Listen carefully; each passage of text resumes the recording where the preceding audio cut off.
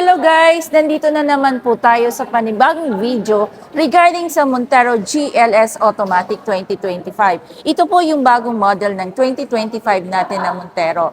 Saan natin dito sa unahan. Dito po may newly designed tayo na front wheel design with illuminating lights na po yung front grille natin. And then meron tayong headlights, LED headlights. And then meron po tayong fog lights and cornering lights. LED na po yan. Newly designed na rin po yung front bumper under garnish natin. Dito na naman tayo sa side na to. Dito tayo sa wheels niya. 18 inches alloy wheels tayo. Makikita nyo po, bagong design na po natin yung wheels po ng 2025 model. So, compare po sa 2024, mas maganda po ngayon ang 2025 na mags natin.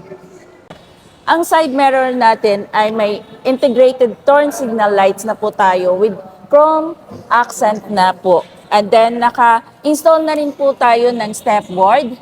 And then, ang unit natin na Montero GLS Automatic is keyless operating system na tayo.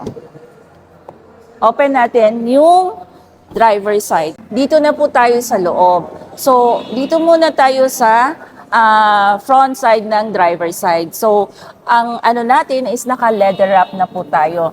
With holder tayo and then may button tayo dito. Window with central door lock na po tayo. Dito tayo sa driver seat tayo. So, naka 8-way electronic adjustment seat for driver side tayo. And then, ang isa pang bago is naka-leather seat na po tayo sa GLS Automatic. Naka-install na po yun.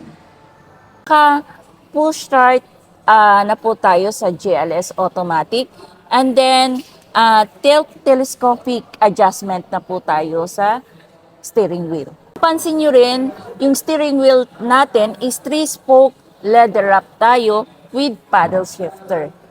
Ito sa left side, ito po yung control ng multimedia system natin. Naman tayo sa right side, mayroon tayong 360 camera dito. And then mayroon voice command, and then hands-free, and then cross control.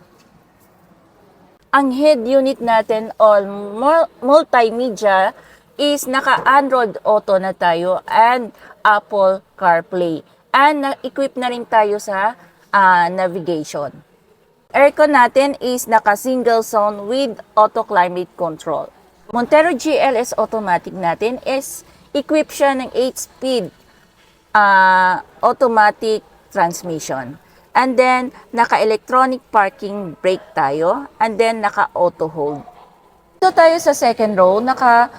Tignan nyo guys, naka-fold and tumble po yung seats natin. Ilalagay dito once, just in case na nagbabiyahe tayo, pwede nyo po i-tumble down yung third row para paglagyan ng mga gamit nyo o yung mga maleta nyo. So, very useful po yung Montero natin. Dito tayo sa likod, ang lights natin is LED combination lights. And then, may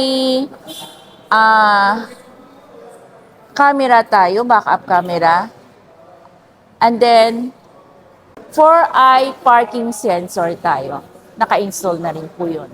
And then, ito po, reflectorized lang.